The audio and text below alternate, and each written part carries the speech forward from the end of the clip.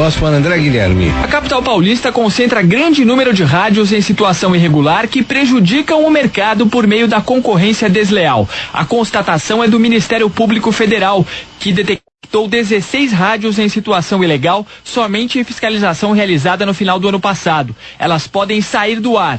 Vamos conversar agora com o Procurador da República, que recomendou ao Ministério das Comunicações e à Agência Nacional de Telecomunicações que cumpram a lei e fiscalizem as emissoras de rádio ilegais. Dr. Jefferson Aparecido Dias, o que a Procuradoria da República já verificou com relação às rádios ilegais? Nós identificamos uma concentração de rádios com suas antenas na Avenida Paulista e a partir daí então pedimos, num primeiro momento, uma fiscalização nessas 16 rádios que estavam então com seus estúdios e com suas antenas na Avenida Paulista, para verificar se elas realmente tinham as concessões para aquela região e para a cidade de São Paulo. O que constatou-se é que dessas 16 rádios, 12 não tinham concessões para a capital, e sim para as cidades da região metropolitana.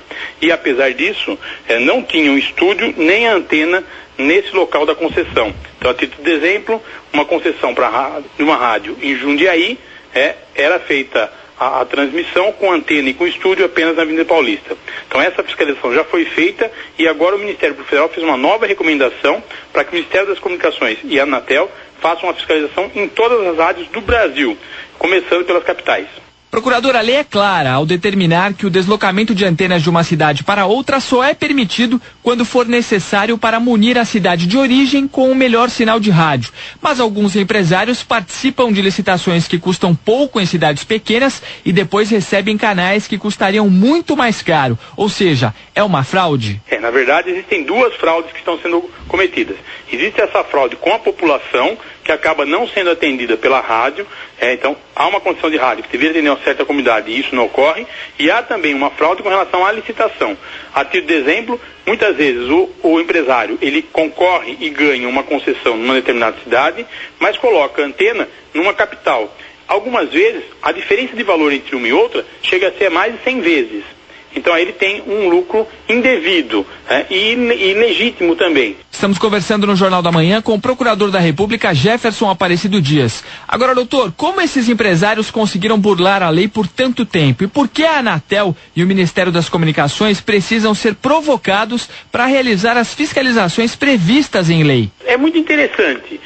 Há um inquérito civil que foi instaurado já em 2012, e aí começou em 2013, nós já estávamos trabalhando nele, e agora nós estamos avançando. Realmente é um caso bastante curioso, porque, na maioria das vezes, a informação que nós temos da Anatel e do Ministério das Comunicações é que eles sequer sabiam que isso estava acontecendo. O que se diz é que há uma ausência, uma limitação no número de fiscais.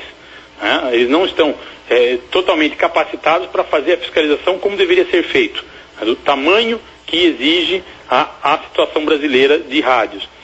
Então esse é o argumento que é dado, que eles têm então dificuldades por ter um grupo pequeno de fiscais aptos a fazer esse tipo de fiscalização.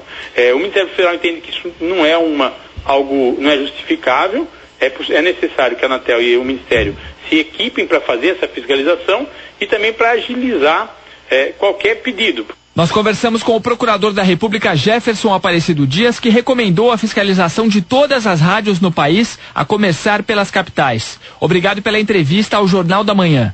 Eu que agradeço a oportunidade.